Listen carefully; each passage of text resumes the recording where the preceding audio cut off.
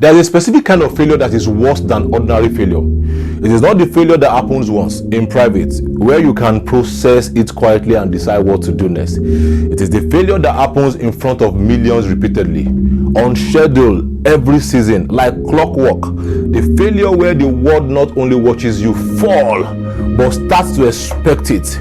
That kind of failure does something to a person, to a team, to an identity, and nobody in modern sport has taught us more about that kind of failure than Arsenal Football Club. Stay with me, because this is not a football story. This is a human one. We have to understand what Arsenal were. Not almost great, they were actually great.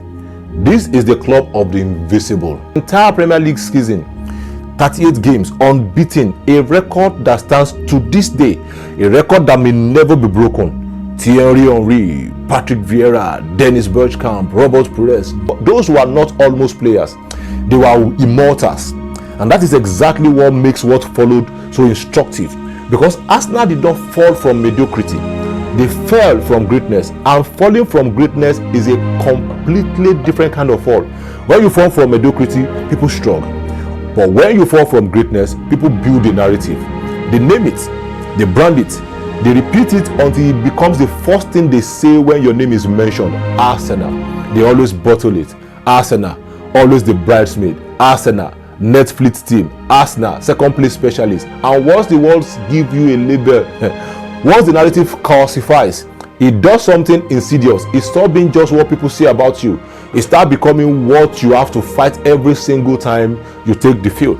Not just the opponent in front of you, but the story behind you. That is the weight of almost.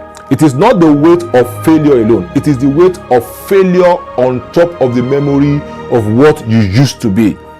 And carrying both simultaneously, the glory behind you and the disappointment in front of you, is one of the heaviest things in sport or in life. Because here is the truth about almost. Almost is not the opposite of success. Almost is the cruelest distance in human experience. Far enough from the summit to hurt, close enough to hit to make you believe every single time that this time will be different, and then it isn't. And the cycle continues. And the label gets heavier. Season after season of close, season after season of not quiet, season after season of the world asking questions that failures always eventually generate. Maybe they are not just built for it. That question, maybe they are cursed. That specific devastating identity attacking question is the most dangerous thing failure produces. Not the loss itself. The story the loss tells about who you are, and how Arsenal answered that question is why their story belongs in this series. Let me tell you what repeated public failure actually does. Not what people assume it does. What it actually does. It creates layers. The first failure is just a failure. Painful, yes, but clean, a single wound. The second failure is the failure plus the memory of the first. Slightly heavier, slightly more complicated.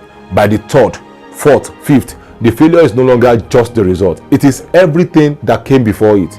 Every hope, every rebuild, every this is our year, every moment of belief that was eventually answered with disappointment. Arsenal fans know this weight. I know because I'm one. They know what it is to believe again after having believed before and having that belief broken. That is a specific kind of courage that does not get enough credit. The courage to hope again after hope has already cost you.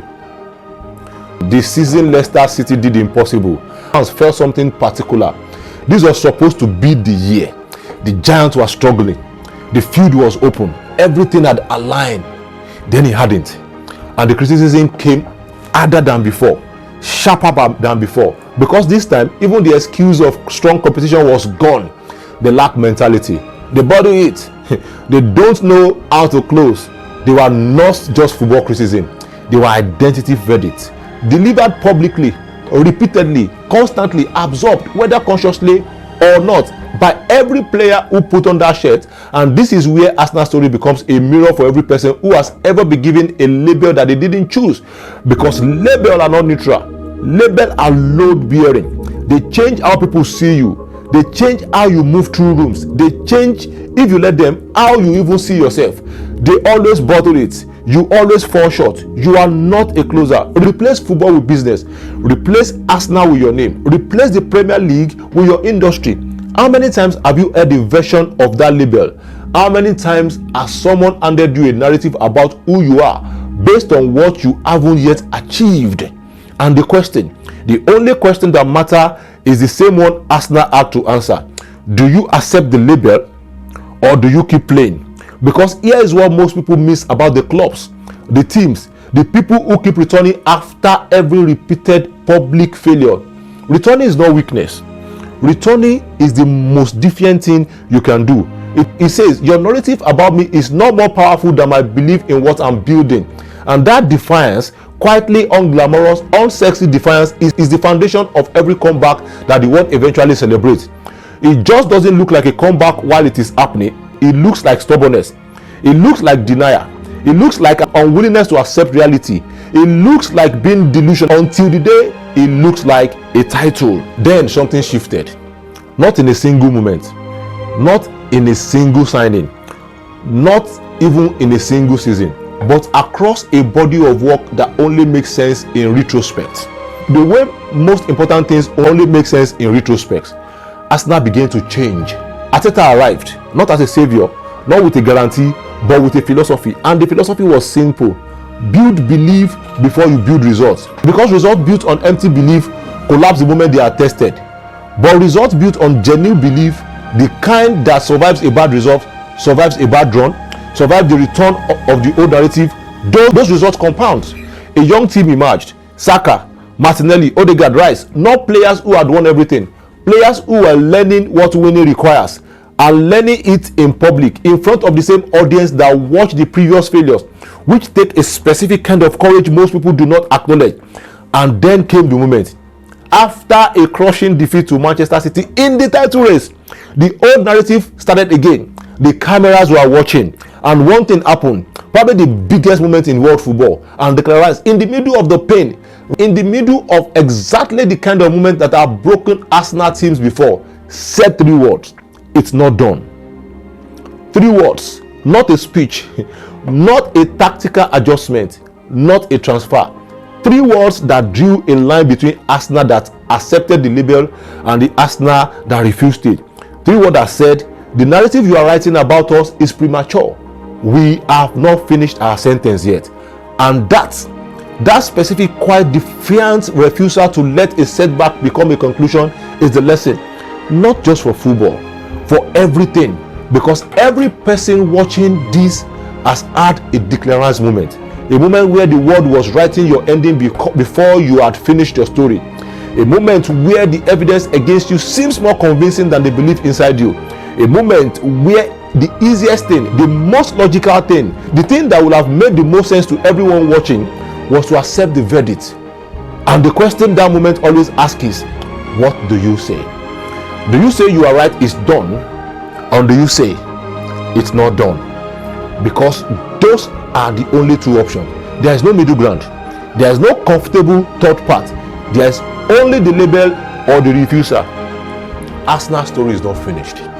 What they have already taught us across the season of almost, across the near misses and the collapses, across the labels and the narratives and the questions about character, is something more valuable than the title.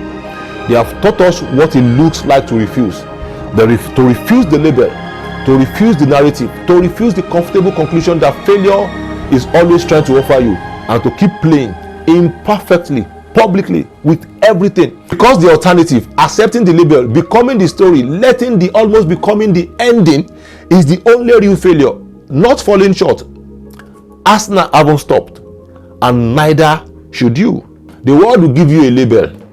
Failure will offer you a conclusion, and almost will feel like enough reason to stop. But almost is not a verdict. Almost is unfinished business. Arsenal know this. Every person who has ever fallen short and returned know this. And now, so do you. Failure is not falling short. Failure is deciding that falling short is the last thing you will ever do. So fall, learn, come back better.